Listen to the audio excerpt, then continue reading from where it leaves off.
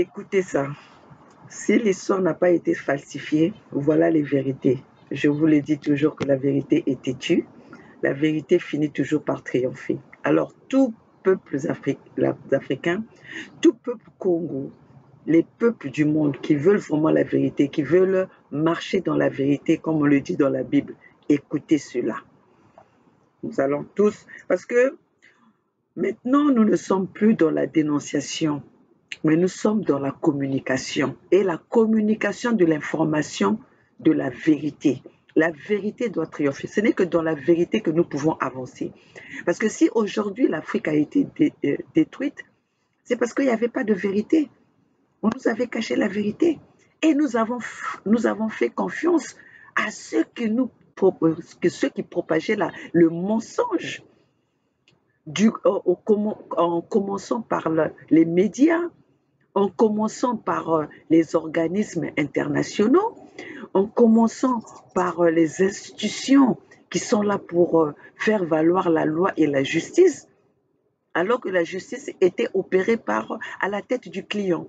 Parce que nous sommes en train de le voir. Les criminels sont reçus dans leurs institutions. On leur donne la parole. Pourquoi? Parce que ces criminels et ces génocidaires sont là pour tuer leur peuple, sont là pour protéger les intérêts des Occidentaux, de ceux qui leur donnent les armes. Et après, ils viennent nous parler, il y a le djihadisme, il y a le terrorisme, alors que le terrorisme, c'est eux-mêmes. C'est eux-mêmes qui fournissent les armes à ces terroristes. C'est eux-mêmes qui se déguisent en terroristes. Et après, ils viennent pour dire qu'ils viennent nous aider. Ils viennent nous aider où? Ça fait plus de décennies qu'ils sont dans nos pays, qui sont en Afrique. Nous prenons l'exemple de la RDC. 20 ans, plus de 20 ans maintenant, que toutes ces institutions que je veux peut-être, que j'ai toujours dit le nom, que j'ai toujours dénoncé, que vous connaissez tous, hein, ces institutions-là, soi-disant, qui sont là pour faire la justice mondiale égale, mais par contre, c'est eux qui sont là pour protéger les criminels. Et eux-mêmes, ils sont dans la criminalité, ils sont dans le génocidaire. Sinon, aujourd'hui, comment est-ce que nous pouvons comprendre que une personne comme Kagame, avec le génocide des Tutsis, mais c'est celui-là, quand il arrive aux Nations Unies, on lui déroule le tapis rouge, on lui donne le temps de s'exprimer. Denis Sassou Nguesso, pareil, on lui donne le temps de s'exprimer. Ouattara, on lui donne le temps de s'exprimer. Mais la société civile, cette société civile qui est la vraie, qui apporte la vérité, non. On les musole. Ils n'ont pas le droit de parler. Et je le dis pour cause, pour une raison, parce que nous-mêmes, on a été témoins. La Fédération Congo a été témoin. Maman Olga a été à l'ONU et nous avons vu comment ça se passe. Et cela, j'ai pas cessé de vous le dire, j'ai pas cessé de le dénoncer, j'ai pas cessé de vous le dire. Comment est-ce que nous avons vu ces choses-là depuis que je suis revenue de l'ONU? Je n'arrête pas de vous dire comment est-ce que ces institutions-là marchent. Parce que nous avons vu à l'œil nu. Nous, les Congos de Brazzaville, vous pouvez vous rendre compte que la société civile était représentée par des étrangers, représentée par des personnes qui ne connaissent même pas notre pays, par les Occidentaux, étaient représentés. Ils ont même représenté le Congo, la société civile était représentée au Congo en nous parlant des régions de la RDC. Et en même temps, je veux vous dire, c'est pour vous dire que les deux Congos étaient un Congo uni, le royaume Congo, avant qu'ils puissent le séparer. Et par leurs propres erreurs, souvent, ils oublient même. Qu'est-ce que c'est? C'est eux-mêmes qui nous ont divisés. C'est eux qui nous ont divisés. Et pendant ce temps, à l'ONU, on va présenter la société civile comme la société civile qui vient de l'Est de la RDC. Voilà comment est-ce que ces institutions-là marchent. Alors c'est pour ça qu'aujourd'hui, nous avons pris les choses en main. Nous voulons que nos peuples puissent marcher dans la vérité. Mais avant de continuer ma communication, de ce matin, je veux quand même que nos peuples voient ceux qui aujourd'hui ont quand même pris le devant, ils sont sur le devant de la scène, vont vous expliquer ce que nous, Maman Olga, on vous a parlé en notre langue, hein, en notre langue de la vérité, pas la langue de bois, pas la langue de la déontologie, de la déontologie occidentale. Parce que oui, c'est plus la déontologie journalistique, mais c'est la déontologie occidentale. Cette déontologie occidentale doit cacher les vraies vérités. Vous voyez ces journalistes-là quand ils parlent, ils ne disent pas la vérité, mais ils savent la vérité. Mais comme ils doivent aller, ils doivent suivre leur déontologie. Mais la déontologie, elle a été faite par qui? Elle a été écrite par qui? On doit respecter qui? Mais c'est les mêmes qui sont des criminels, des génocidaires.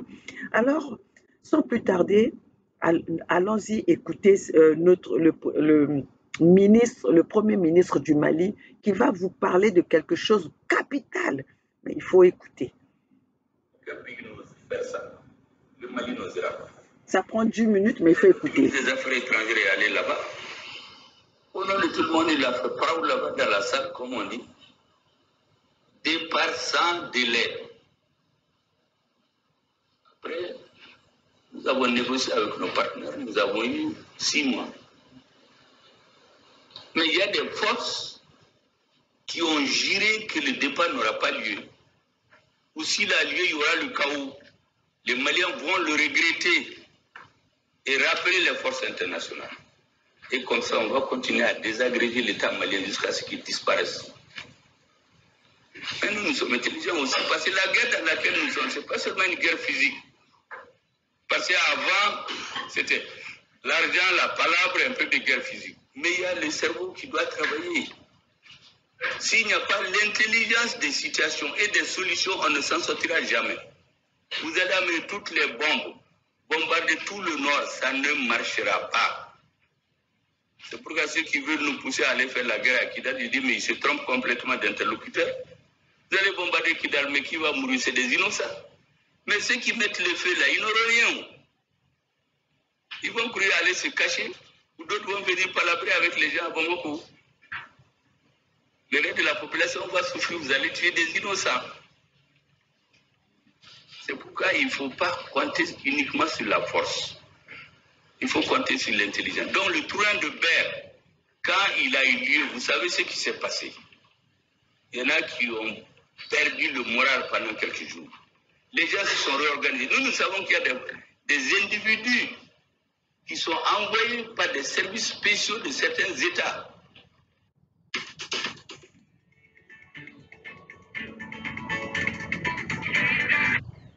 Créer le désordre au Mali. Donc il faut jouer sur le mental des gens. On a perdu la guerre physique. Il faut que la guerre communicationnelle, on la gagne. Exactement. Et vous savez, d'après Hitler et Goebbels, il dit que dans la propagande, les mensonges qui ressemblent à la vérité sont plus convaincants. Il y a l'insécurité, il y a un camion qui s'embourbe. Il ne peut pas aller parce qu'il n'y a pas de route. Quelqu'un vient, il tire 2 armes là-dessus. Il y a une zone que vous connaissez, on met des EI, on fait sauter. Quand l'armée veut se lever, parce qu'on a notre aviation et des drones aujourd'hui qui filent les gens, il y en a qui vont se cacher sous les arbres, on les a eu au nord. Les gens, dès qu'ils apprennent que l'avion s'est levé, ils changent d'habit, ils se transforment en berger. Vous allez les bombarder, on va dire que vous avez tué des civils. Il y a tout qui se passe au nord actuellement. C'est vraiment une guerre d'intelligence qui est en train de se passer entre notre armée et les adversaires du Mali, de la paix. Mais ça, tout le monde ne peut pas la comprendre. On ne peut pas se lever aussi expliquer à tout le monde. Parce que les stratégies que la hiérarchie militaire est en train d'élaborer, nous ne pouvons pas les expliquer. Nous voulons qu'il y ait des résultats. Aujourd'hui, dès que l'avion se lève pour aller bombarder des groupes organisés, ils ont toujours des habits, tout le monde il se lève, tout le monde devient des bergers. En 5-10 minutes, on change d'habit. Et il y a d'autres qui sont avisés, dès que vous les touchez, l'État malien a commencé à bombarder des populations civiles, les massacres des populations. D'ailleurs, ils choisissent les Arabes et les Touaregs. Vous savez, quand on a renvoyé une certaine radio ici, vous savez ce qui s'est passé la veille? On a tué 2 personnes à la frontière de la Guinée et 2 personnes à la frontière de la Mauritanie. C'était pendant l'embargo. Or, ces 2 pays avaient dit qu'ils ne vont pas respecter l'embargo. Donc, il fallait nous mettre en conflit. Et on entend sur une radio que oui, l'armée malienne est venue, elle a rasé tout un village. Ceux qui ont pu se sauver ont fui dans la forêt. Et comme par hasard, c'est ces personnes qui ont fui qui sont venues ouvrir les fosses communes et trouver parmi les cadavres 2 personnes blanches et dire que c'est des Mauritaniens. Mais en vérification, la personne qui dit tout ça, il y a son correspondant, ce fameux habitant de ce village qui aurait fui dans la forêt et revenu. Mais la personne était à Bamako. On lui donne des crédits, on lui téléphone. Mais celui qui est à l'extérieur qui écoute cette campagne-là, mais il va prendre ça, un arabe qui écoute ça, un touareg qui écoute ça, un mauritanien. Il va dire, ces Maliens-là, ils exagèrent. Ils sont en train de tuer nos citoyens. Heureusement que nos amis guinéens n'ont même pas écouté parce qu'ils comprennent. Notre ami mauritanien, il a compris la situation. Mais il y en a qui sont tombés là-dedans. Il a eu énormément de pression. Nous avons levé le ministre le chef d'état-major des armées, le directeur de service de renseignement, le ministre des Affaires étrangères, de l'Intérieur, pour aller montrer géographiquement que là où notre armée a intervenu est loin de là où il y a eu les morts. Les morts là, c'est les forces spéciales obscures qui les éliminent. Et les relais prennent. Donc c'est pour cela qu'au niveau de l'armée, nous disons toujours, il faut la collaboration sans condition à toute heure, à tout moment de la population. Le président suit nuit et jour, il ne dort même pas.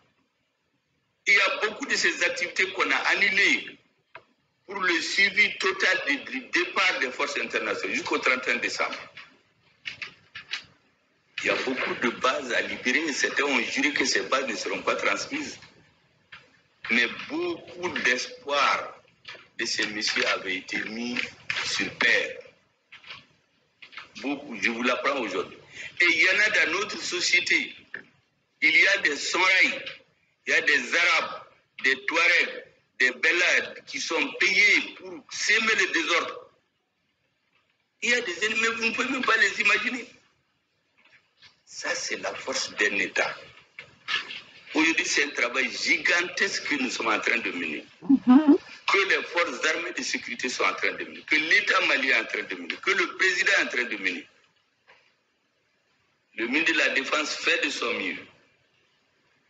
Mais je vous dis tous les dessous. Il y a trop d'enjeux actuellement. Redoubler de vigilance. Redoubler de... comment on l'appelle, de résilience, d'intelligence pour déjouer les plans des autres. Parce qu'eux, ils sont convaincus qu'on ne peut pas les résoudre. Mais on peut les faire. Vous savez, au lendemain de la Deuxième Guerre mondiale, moi j'ai dit à nos amis français, la capitale de la France libre, ce n'était pas Paris, c'est Brazzaville. Écoutez ça. Écoutez ça, hein? La capitale de Paris, la capitale de la France, c'était quoi? C'était Brazzaville. Mais regardez l'état de Brazzaville. Regardez comment ils ont réduit Brazzaville. Regardez comment ils ont rendu Brazzaville dans la salubrité. Regardez comment Brazzaville vit dans l'insécurité. Les peuples du Congo-Brazzaville vivent dans l'insécurité. Qui ils ont placé au pouvoir? Une marionnette qui est à leur service pour détruire la paix des peuples Congo, pour détruire la paix des peuples africains, de l'Afrique centrale, pour détruire la paix, la tranquillité des peuples de Brazzaville. Écoutez ça, écoutez ça. Brazzaville, la capitale de la France libre. Cela n'avait pas été dit par hasard. Et voilà maintenant aujourd'hui, nous le disons souvent, nous le disons tout le temps, mais quand même l'histoire est là. La vraie histoire est là. Comment est-ce que votre capitale qui vous a libéré, que le général Charles de Gaulle est venu faire sa révolution, peut se retrouver dans l'état que le Brazzaville est aujourd'hui? Pas d'eau, pas d'électricité, pas de route, pas des hôpitaux. Mais ouais, là, on va nous faire comprendre quoi? Brazzaville, le Congo-Brazzaville manque de ressources. Un pays aussi riche qui fait vivre les Français, qui fait vivre les Occidentaux, d'où ils viennent exploiter nos matières premières, ils viennent exploiter notre pétrole, ils viennent exploiter notre bois, ils viennent exploiter nos diamants, notre or. Mais Brazzaville reste un pays le plus pauvre, dont la population vit à moins de $1 par jour. Mais moi, maman Olga, j'ai fait des recherches ici. Le Congolais pouvait vivre comme en Arabie Saoudite, où on n'a pas besoin de travailler, mais on n'a pas besoin de travailler, mais recevoir $800 par mois. Je ne dis pas 800 francs CFA, $800 par mois par habitant au Congo-Brazzaville, ne pas travailler par rapport à ce qui s'exploite chez nous, à ce que les Occidentaux viennent chercher chez nous. Et là, nous devons être là à les quémander. Et on se retrouve un pays le plus endetté. On est obligé de marcher à 4 pattes pour aller supplier le FMI pour nous emprunter de l'argent, nous emprunter des fonds. Et ces fonds-là ne servent pas au peuple, à des populations, mais sert à acheter des armes, que Denis Sassou Nguesso achète des armes pour aller bombarder dans le sud, pour aller bombarder dans le Pool, où ils sont fiers de dire nous avons tué dans le Pool, le ciel n'est pas tombé. La vérité est têtue. Continuons. Les Africains qui ont travaillé à restituer aux Français et les autres leur honneur et leur dignité.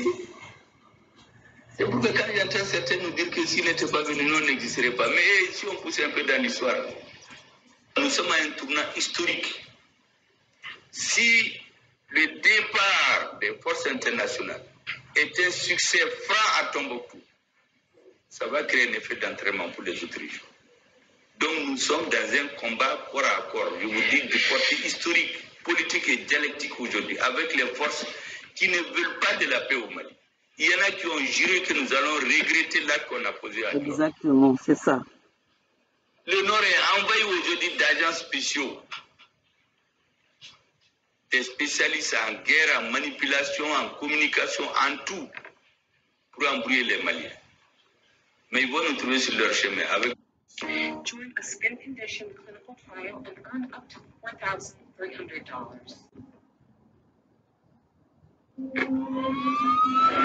Además me acuerdo que entrando al pueblo, yo quería venir.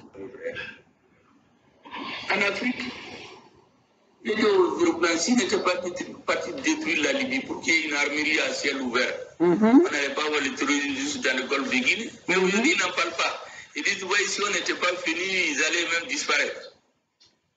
Vous savez ce qu'un a dit l'autre jour, vous avez vu dans les vidéos, le ministre des Affaires étrangères de l'Union européenne, Joseph Borrell, il a dit, quand le ministre des Affaires étrangères de la Russie était venu au Mali, et d'ici il est allé en Afrique du Sud, le monsieur il dit, ah oui, vous savez, les Africains là, c'est des gens, ils sont faciles à manipuler. C'est des cibles faciles. Un ministre, dans le même moyen, il a tenu un grand discours, il dit que l'Europe c'est un jardin et il y a la jungle qui l'entoure. Et voici ce monsieur, maintenant que les choses sont en train de les échapper, au début ils ont cru que ça manipulant les Africains pour imposer des sanctions. Ils ont vu que ça ne marche pas. Maintenant, il a réuni les ministres de la Défense de l'Union européenne le mercredi 30 août, au sud de l'Espagne. Il leur dit, vous savez, les Africains là, nous avons des intérêts là-bas. Il faut que nous changions de lecture. Il faut qu'on cherche à comprendre qu'est-ce qui se passe chez eux. Parce que jusqu'ici, on ne comprenait pas. C'est maintenant qu'il dit ça.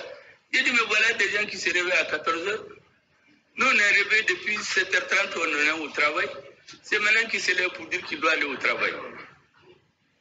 Mais pourquoi il n'avait pas commencé par ça? Donc, vous imaginez le ministre des Affaires étrangères de tous les pays de l'Union européenne Est-ce que vous voyez le raisonnement? Et quand il a dit que l'Europe est un jardin où il y a des jeunes, il y a quelques députés qui se sont levés, mais la majorité n'a rien dit. La vérité, il faut que les Africains le comprennent. L'histoire de les Africains blancs, les Africains noirs, chez eux là, tous ceux qui ne sont pas avec eux là, ils sont des races inférieures. Voilà. Est-ce que nous avons compris ça? Ça, c'est aujourd'hui notre lutte, notre combat, c'est le combat de la communication et de l'intelligence. Nous devons savoir ce que nous voulons. On nous a toujours traité les cibles faibles. Mais aujourd'hui, pourquoi nous, les mamans Olga, la Fédération Congo, on veut nous étouffer? Nous ne sommes pas convoqués dans leurs médias parce qu'ils savent que nous avons la vérité et nous ne sommes pas des cibles qu'on peut manipuler. D'où vous êtes en train de voir, ils sont en train de fabriquer des opposants à leur manière, ce que nous avons vu, les coups d'État aussi à leur manière, parce qu'ils ont compris qu'aujourd'hui, l'Africain soutient les coups d'État, mais nous soutenons les coups d'État qui sont pour les coups d'État révolutionnaires pour les peuples, pas des coups d'État qu'ils ont eu à faire dans le temps pour leurs intérêts, pour les intérêts des Occidentaux, comme les coups d'État de Denis Sassou Nguesso. Denis Sassou Nguesso est arrivé au pouvoir par un coup d'État. Jusque-là, il fait des coups d'État à coups d'État, des coups d'État démocratiques. C'est les coups d'État démocratiques, les coups d'État où on fait semblant de mettre un adversaire devant et pendant ce temps, cet adversaire-là, soit on l'élimine, soit on cherche des palabres, soit on l'accuse de quelque chose en justice, alors que les vrais criminels, c'est eux qui organisent les élections. Vous croyez qu'un criminel, un dictateur qui organise les élections peut laisser son adversaire gagner? Là, nous sommes tous en train de voir ça. Macky Sall, par la peur que Sonko, qui est accompagné par la jeunesse sénégalaise, par les peuples sénégalais, qu'est-ce que Macky Sall fait? Il neutralise le candidat du peuple, qui est Ousmane Sonko. Et qu'est-ce que dit la communauté internationale? La communauté internationale aujourd'hui nous présente des criminels à la tête de nos pays, nous présente les criminels comme des présidents démocratiques, comme des pouvoirs démocratiques. Mais avec ça, eux-mêmes, des fois, ils s'embrouillent par rapport à leur discours. Nous avons vu comment est-ce qu'ils ont placé Félix au pouvoir. Ils le disent par compromis, par des signatures, par des accords. Donc nous, les peuples, nous sommes obligés d'accepter les accords, les deals qu'ils font contre nous, parce que ces gens-là, ils sont là pour satisfaire leur maître. Mais avec le truc de Félix Béton, je vais vous passer d'abord la vidéo et après nous allons en parler tout de suite. Moi, je ne suis pas dans les analyses, mais je suis dans la communication, la motivation, la sensibilisation pour que nos peuples soient au courant et se mobilisent à savoir comment est-ce que nous pouvons faire face à l'ennemi qui est là, qui ont monopolisé, qui ont pris notre avenir comment dirais-je, notre avenir en péril, hein, qui ont hypothéqué notre avenir, qui ont hypothéqué notre futur. La jeunesse africaine est au bord du gouffre. Regardez, ils sont là en train de promouvoir de détruire le système éducatif. Le système éducatif en Afrique est détruit. Et pourtant, dans le cas du Congo-Brazzaville, Denis Sassou Nguesso l'a même admis que quand ils sont arrivés dans les années 80, c'est à partir des années 80 que le système éducatif a commencé à se détruire, qu'ils ont détruit le système éducatif. Mais pourquoi? Mais c'était le plan, c'était le programme qu'ils ont été chercher en Occident. Il fallait neutraliser cette jeunesse pour ne pas que cette jeunesse soit informée et sache ce qui se passe. Mais malheureusement pour eux, parce que avant nous autres là, parce que nous sommes entre les deux, entre la génération qu'on a voulu détruire l'enseignement, et ceux qui ont vécu un peu comment on appelle, un peu le bonheur qui vivait dans le bonheur de l'Afrique. Hein, parce que nous autres, là, nos parents, parce que dans nos pays, c'était les fonctionnaires qui tenaient le pays, qui tenaient l'économie, qui faisait marcher l'économie du pays. Parce que quand moi, par exemple, maman Olga, quand j'allais aider ma mère à vendre au marché, on savait que quand les fonctionnaires étaient payés, mais nous tous, on vivait dans le bonheur parce qu'on savait que notre commerce c'était des jours où on faisait beaucoup de recettes. Mais regardez aujourd'hui, comment est-ce que le fonctionnaire est réduit à zéro? Comment est-ce que le fonctionnaire est ridiculisé? Même ceux qui ont travaillé leur retraite, on le leur refuse. Mais cette retraite-là va où? Les salaires ne passent pas, mais les salaires de ces fonctionnaires-là vont où?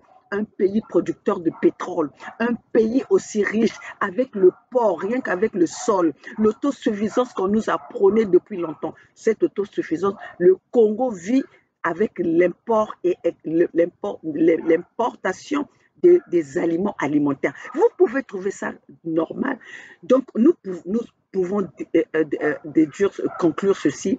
Le président, le Denis Sassou Nguesso, le fils bâtard qu'on est allé nous chercher au nord du Bénin et au nord de la Côte d'Ivoire, ce n'est plus nous qui allons le dire eux-mêmes.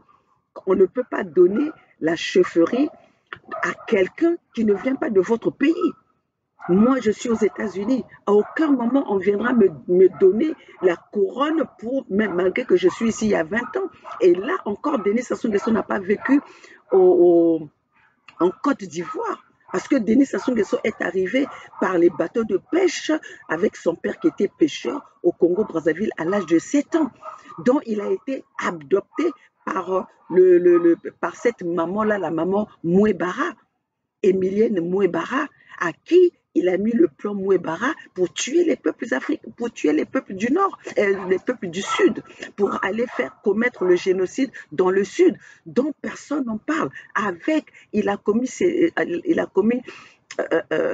massacres-là, ce génocide-là, avec les hélicoptères pilotés par les Ukrainiens. Hein? Vous vous rendez compte? Mais je veux quand même continuer parce que là, cette vidéo est pour vous montrer les preuves de ceux aujourd'hui, ils ont un peu le couloir pour être écoutés. Je vais aller chercher encore d'autres messages parce que nous sommes là pour chercher les messages pour vous. Écoutez ceci.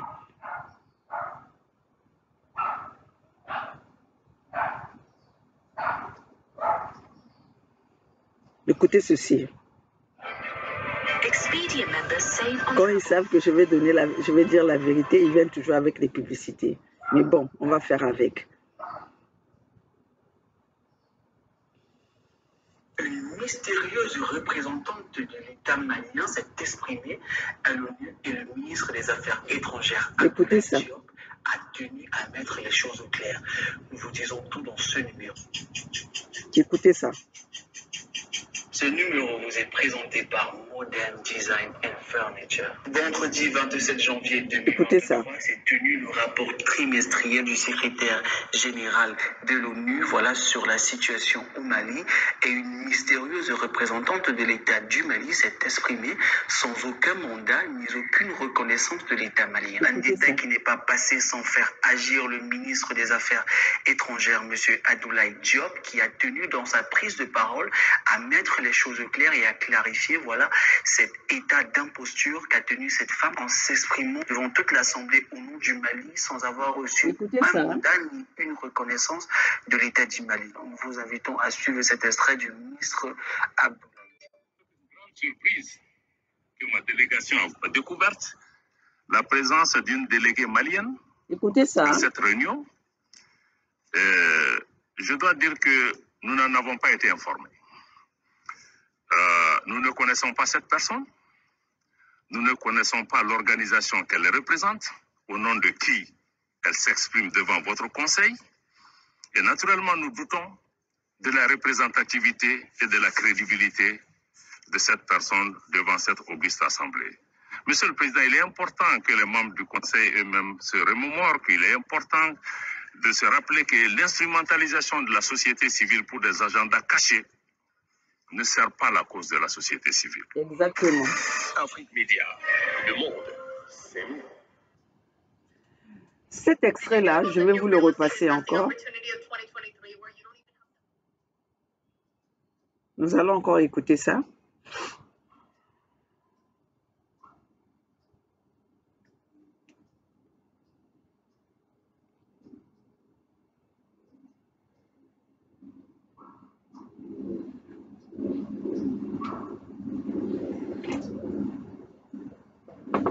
Il est important que les Africains sachent ce qui se passe aux Nations Unies. Cette institution que nous avons fait confiance, la communauté internationale, écoutez ça. Rapport trimestriel du secrétaire général de l'ONU, voilà, sur la situation au Mali, et une mystérieuse représentante de l'État du Mali, cet esprit. Regardez, sans c'est aucun là. mandat ni aucune reconnaissance de l'État malien. Un détail qui n'est pas passé sans faire agir le ministre des Affaires étrangères, M. Abdoulaye Diop, qui a tenu dans sa prise de parole à mettre les choses claires et à clarifier, voilà, cet état d'imposture qu'a tenu cette femme en s'exprimant devant toute l'Assemblée au nom du Mali sans avoir reçu un mandat ni une reconnaissance de l'État du Mali. Nous vous invitons à suivre cet extrait du ministre Abdoulaye Diop. Avec une grande surprise que ma délégation a découverte, la présence d'une déléguée malienne à cette réunion, je dois dire que nous n'en avons pas été informés. Nous ne connaissons pas cette personne. Nous ne connaissons pas l'organisation qu'elle représente, au nom de qui elle s'exprime devant votre conseil. Et naturellement, nous doutons de la représentativité et de la crédibilité de cette personne devant cette auguste assemblée. Monsieur le Président, il est important que les membres du Conseil eux-mêmes se remémorent qu'il est important de se rappeler que l'instrumentalisation de la société civile pour des agendas cachés ne sert pas la cause de la société civile. Afrique Média, le monde. Est-ce que vous avez entendu ça? Ce que dit le ministre des Affaires étrangères sénégalais Abdoulaye Diop, c'est tout à fait la vérité. Nous avons vécu ça quand nous sommes allés à l'ONU. Déjà, je vous le dis souvent, je n'arrête pas de le dénoncer, que c'est une institution des mafieux, c'est une institution qui est là pour dominer sur le reste du monde, c'est une institution des criminels, des génocidaires, oui, parce que c'est eux qui tuent, c'est eux qui sont allés bombarder, en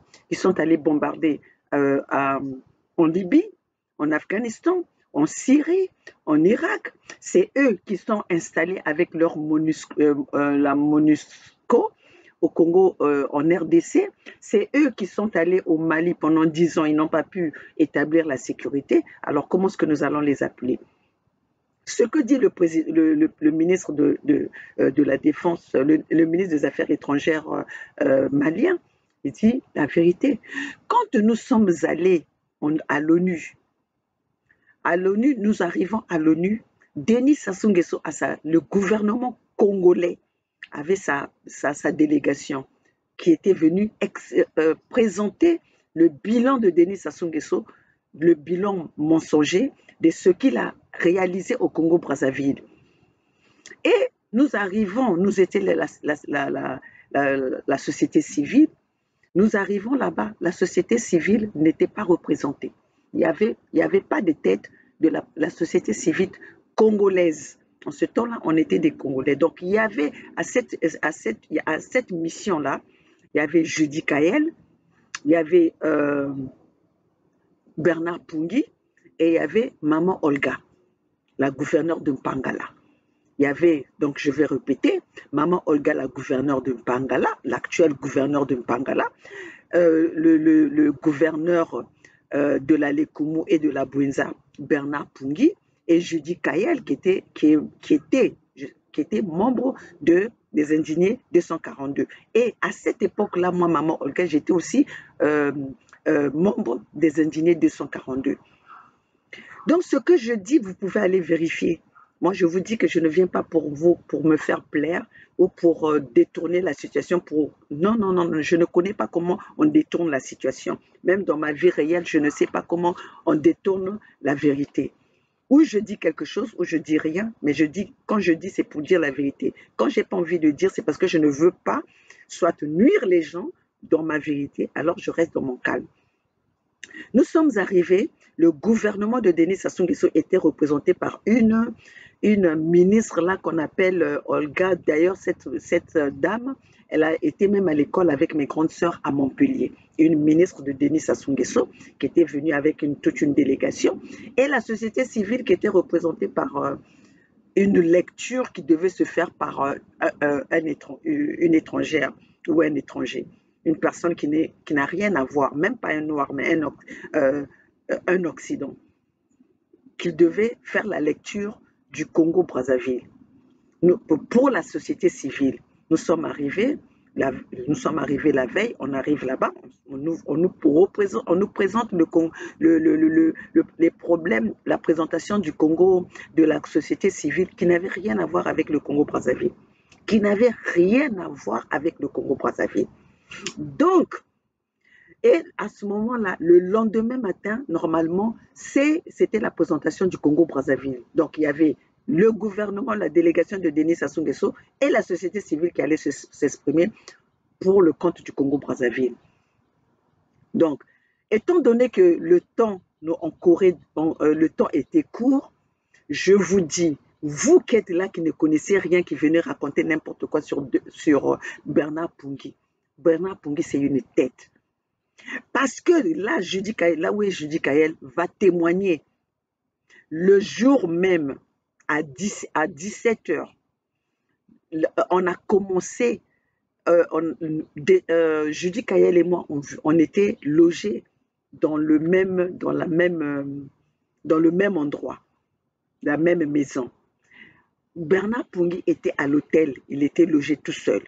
Donc, on devait normalement travailler ensemble. Mais le fait qu'on n'était pas ensemble, donc, nous avons délégué Bernard Pungui pour faire ce travail. Donc, Bernard Pungui, la veille de la présentation du programme de la société civile, Bernard Pungui n'a pas dormi. Nous, d'ailleurs, nous n'avons pas dormi parce qu'on attendait se faire communiquer, qu'on soit à ce temps-là même, comment on appelle ça, le travail en audio là n'était pas populaire, donc on ne pouvait pas travailler en audio-vision, comme on appelle ça, en vidéo-vision là. On n'a pas pu travailler comme ça. Mais Bernard Pungui a pris ça. Il n'a pas dormi pour préparer le discours de la société civile. Quand nous nous sommes retrouvés le matin, nous avons vu s'il y avait des trucs à reprendre, on allait reprendre. Mais tout était clair parce qu'ils ont travaillé avec les membres qui travaillent dans ONU pour présenter la société civile.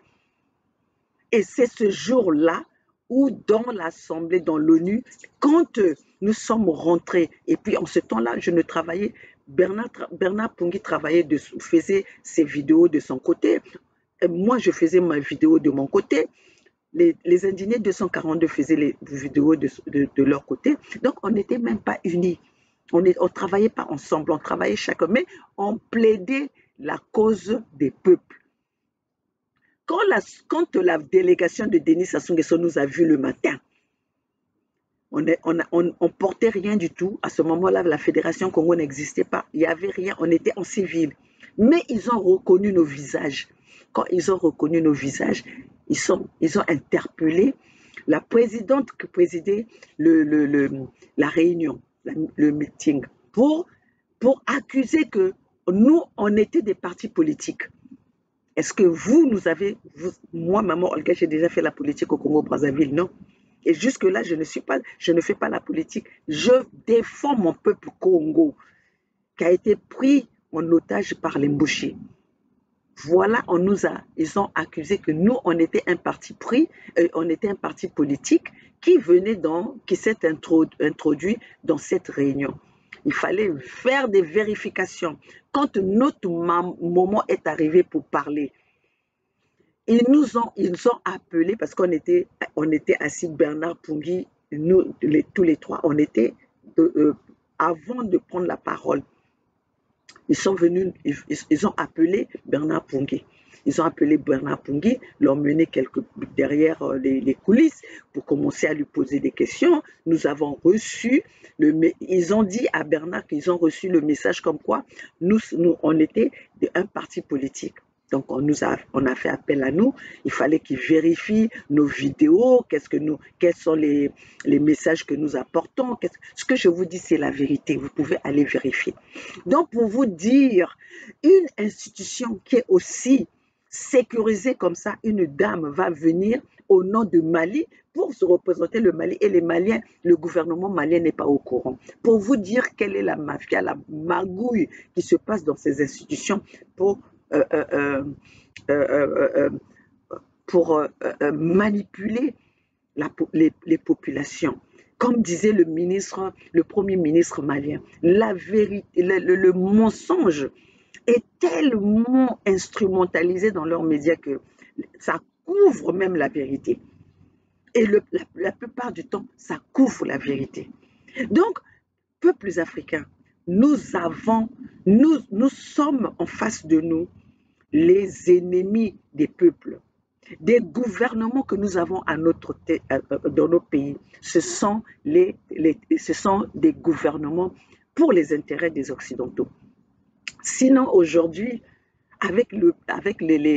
nous avons un exemple devant nous, l'exemple des coups d'État. Regardez comment ils sont en train de mener la guerre au Mali, au Burkina Faso, au Niger. Les sanctions qui n'arrêtent pas à tomber, les tueries, les attentats. Mais là, au Gabon, on a fait un coup d'État là-bas. Hein? On a fait un coup d'État là-bas. On n'entend rien. Ils ont fait le semblant des sanctions. Et même ce président, le putiste là, le putiste Brice Oligui là, il est passé dans les médias, il est passé sur France 24, sur TV5 pour s'exprimer. Mais c'est un putiste. C'est un putiste. Et le Oligui, qui était dans le gouvernement de Bongo, lui, il peut se déplacer. Il va partout. Hein. Il va partout. Et là, son premier voyage, lui qui est le putiste, le premier putiste que nous avons vu, un président putiste, depuis que ces Occidentaux-là ont commencé à vilipender sur les putistes, le premier putiste que nous voyons qui se déplace n'importe partout, c'est Oligui Nguema.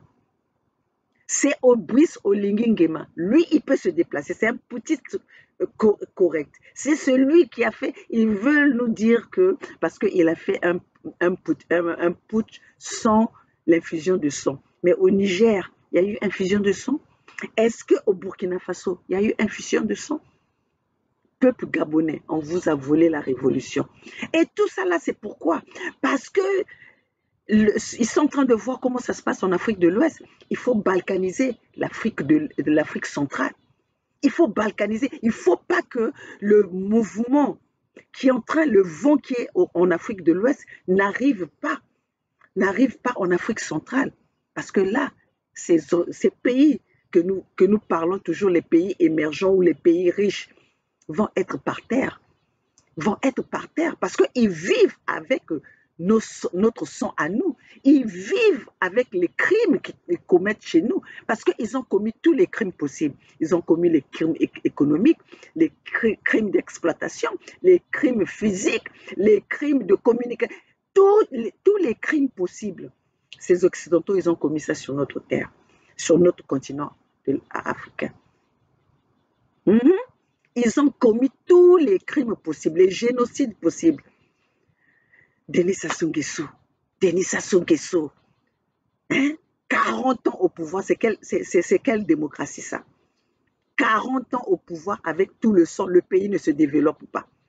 Toutes les institutions sont par terre. Celui qui ne paye pas, ses fonctionnaires.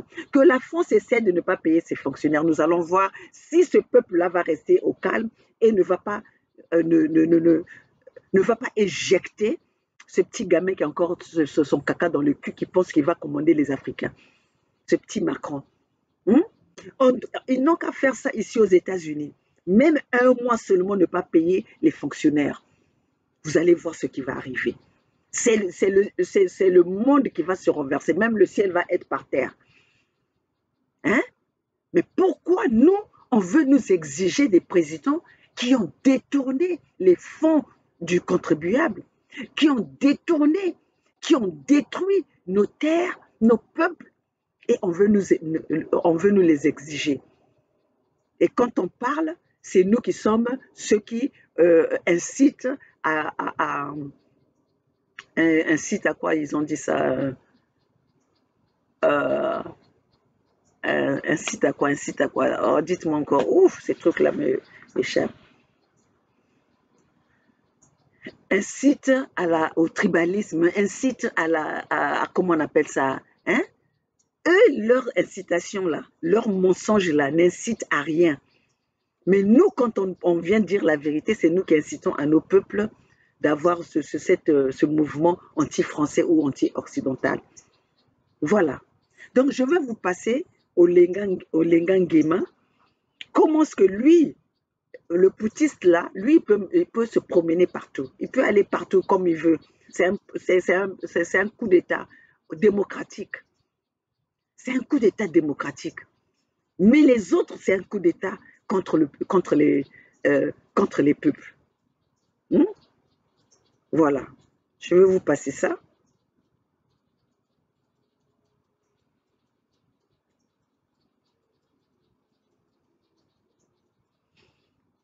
Je vais vous passer ça.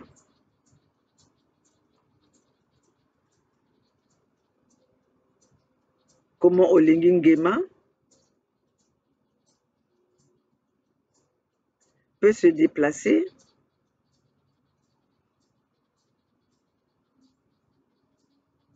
Voilà.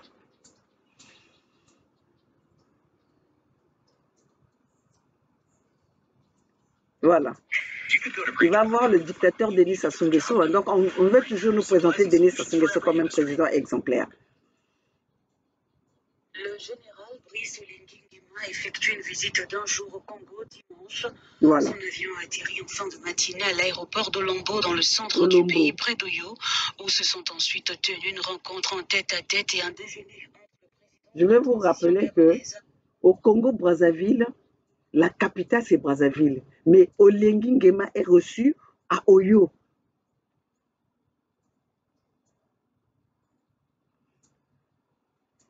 Le général Brice Oligui Nguema effectue une visite d'un jour au Congo dimanche. Son avion a atterri en fin de matinée à l'aéroport d'Olombo dans le centre du pays, près d'Oyo, où se sont ensuite tenues une rencontre en tête-à-tête et un déjeuner entre le président de la transition gabonaise et son homologue Denis Sassou Nguesso. Donc le sens de ma visite ici répond également à ce que j'ai fait en Guinée équatoriale. Nous sommes des peuples bantous. Et je suis venu ici consulter, discuter, échanger avec le patriarche. Le patriarche, hein? Son Excellence, le président Denis Sassou Nguesso, qui est pour nous un atout important dans la sous-région. Également, c'est pour apaiser. Également, apaiser, comme je le dis. Pourquoi pas les sanctions? Après le coup d'État, le Gabon a été suspendu de l'Union africaine et de la Communauté économique des États de l'Afrique centrale. Voilà. Donc, le putiste, Brice Oligui Nguema, va voir Denis Sassou Nguesso pour informer, pour avoir des... comment il a dit ça? Pour s'instruire. Instruire Denis Sassou Nguesso est un exemple pour un président qui veut le bien pour son peuple. Nous savons tous ce que Denis Sassou Nguesso a fait au Congo-Brazzaville. Il tue, c'est un criminel qui n'a pas pu relever même les institutions du peuple. le Congo-Brazzaville, 40 ans de pouvoir de Denis Sassou Nguesso, ils vivent dans l'obscurité, ils vivent dans les assassinats, ils vivent dans les massacres. Donc, dites-nous un peu, quels sont les exemples que Olingi Nguema est allé chercher auprès de Denis Sassou Nguesso? Si ce n'est pas pour lui donner des instructions, comment est-ce qu'il faut prendre son peuple en otage? Comment est-ce qu'il faut museler son peuple? Si c'est ça, pour garder les Gabonais sous le seuil de la pauvreté, garder tirer sur le peuple du Gabon pour ne pas qu'il puisse se relever, ça oui, parce que c'est ça que nous subissons au Congo-Brazzaville. D'où vous voyez qu'au Congo-Brazzaville, on parle de paix, mais au Congo-Brazzaville, il n'y a pas de paix. Au Congo-Brazzaville, il n'y a pas de paix. Les gens vivent dans la peur. Les gens vivent dans la peur. Et on reçoit Olingi Nguema à Oyo, le village où Denis Sassou Nguesso avait été reçu quand il est arrivé, qu'il a fait de ce village son village natal. Qu'il a fait de ce village son village natal. Voilà, je vais encore aller vous chercher plus que ça.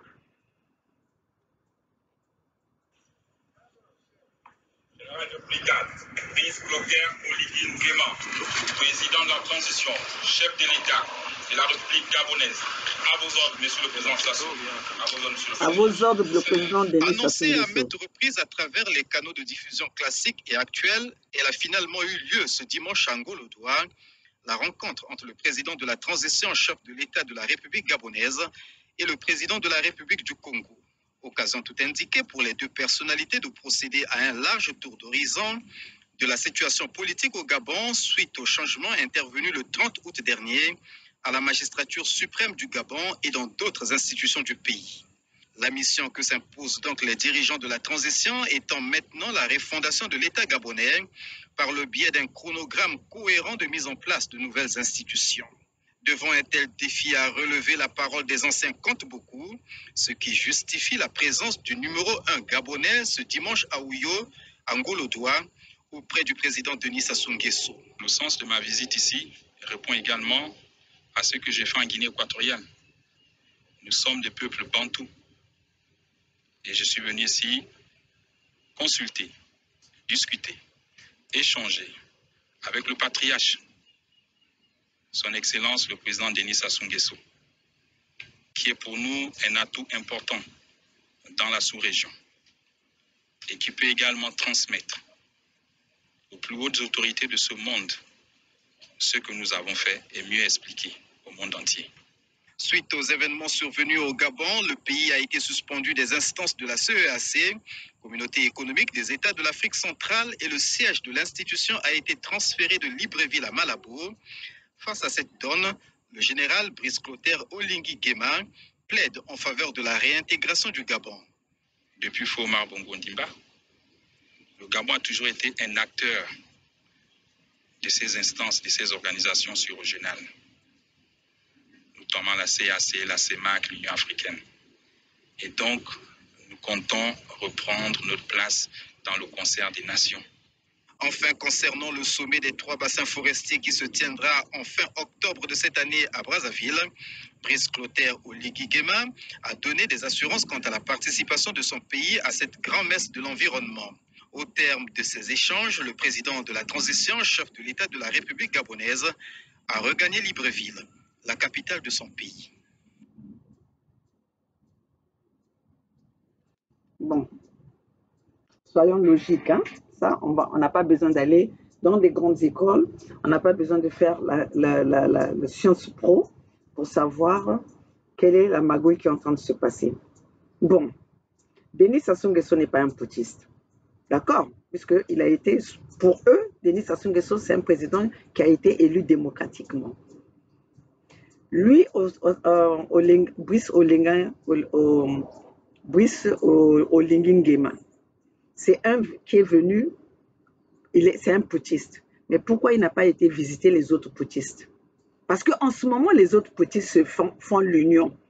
Pourquoi lui, Olingi Nguema, n'est pas allé rendre visite Pourquoi il ne va pas rejoindre les rangs des vrais putschistes? Si c'était un vrai putschiste, vous voyez. Lui, Olengi Nguema peut aller voir d'autres présidents, hein, qui sont des présidents au pouvoir démocratiquement élus par les Français. Parce que là, maintenant, c'est ça. Il faut que les Occidentaux nous disent qui nous devons mettre à notre tête. C'est eux qui placent les présidents pour nous. Donc, Olengi Nguema ne va pas voir les autres putschistes, mais il va voir Denis Sassou Nguesso. Qu'est-ce qui est en train de se manigancer là? N'oubliez pas, Olengi Nguema vient du clan des Bongo.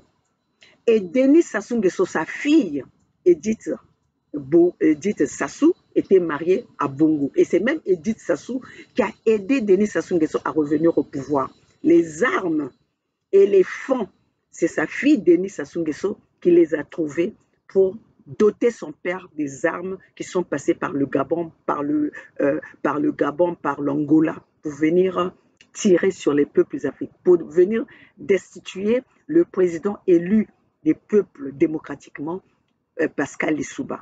Donc là, ils sont en train de préparer quoi?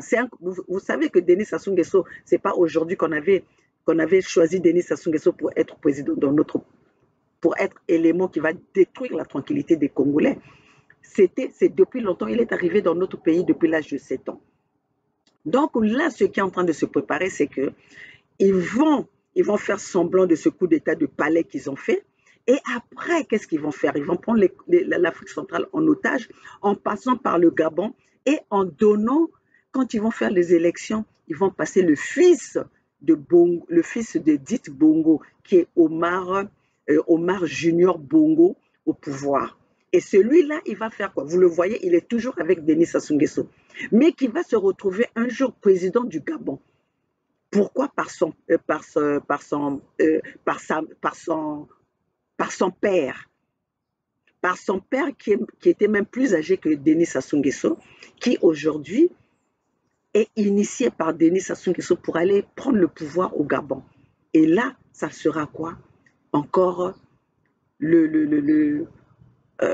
l'Afrique centrale qui va être prise en otage. Comme aujourd'hui, la RDC a été prise en otage par Fils Tshisekedi. Parce que là-bas, ils vont faire la même chose, non? Le Gabon, puisque là, les gens, ils parlent de Nguema qui est quand même étranger. Ils vont dire non, Omar, c'est le fils Bongo. Voilà ce qui est en train de se préparer. Donc, peuples africains, peuple des Congo, réveillons-nous. Félix a fait un coup d'État en vendant même les terres, les régions de la RDC aux Rwandais. Et aujourd'hui, nous sommes en train de vivre ça au Congo-Brazzaville. Les terres Congo sont cédées par le fils de Denis Sassou Nguesso, qui est de la RDC, qui vend nos terres, qui cède nos terres aux Rwandais. Donc ça, c'est quelque chose qui est en train d'arriver. Si nous, les Africains, les Ouest-Africains, les Africains de l'Afrique centrale, tous les Africains, si on ne se lève pas, nous allons nous retrouver sans terre et les propriétaires vont être les Occidentaux. Parce que c'est les gens, le coup d'État qu'ils veulent faire, c'est placer les gens, soi-disant les nationaux, mais qui vont travailler pour le compte des Occidentaux. Alors, j'espère que vous avez compris mon message. J'ai pas fait le journalisme, je n'ai pas à respecter la déontologie journalistique, mais je vous explique les choses telles que nous les voyons, telles que ce que je suis en train de vous expliquer et ce que je vous ai montré. Alors, chers compatriotes, chers matriotes, ici c'est Maman Olga, la maman de la Fédération Congo, la gouverneure de Mpangala, la gardienne du temple de Mpangala, la maman de Voix sans voix, la maman de la jeunesse abandonnée. Travaillons ensemble pour sauver notre pays. Pour ceux qui veulent de communiquer avec moi en inbox, mon email c'est fedcongo2021@gmail.com. fedcongo2021@gmail.com. Donc j'espère que vous avez compris. Sylvie a compris. Tous ceux qui m'ont demandé de communiquer avec moi. Voilà mes informations. Donc, à bon entendeur, merci. Merci au peuple Congo. Merci au Conseil fédéral Congo. Et bonjour au gouverneur et au roi de Luango.